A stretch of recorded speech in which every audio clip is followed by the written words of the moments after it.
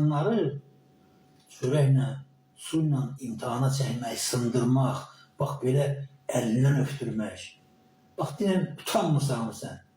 Sən özünü də ulu öndər istəyirsən, ulu öndər olasan. Sən niyə imkan verirsən ki, Niyaməddin sənin əlin öpsün?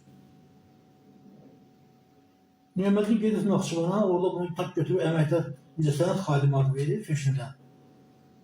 Gedir yarın oğlu da öpüşdə, yəni o belə yaltaqlanan şeylər mənim bəssiz hakimiyyətə gəlməsi var. O da buna elə həmən orada, baxın, girin Wikipedia'da axtarın həmən illərin görün kimlərə edir, bundan gözəl istifadə edirdi. Yəni bu, yadımızdadırsa 1992-ci ildə bu məsələni qaldırmışlar ki, bu şey ləğv olunsun.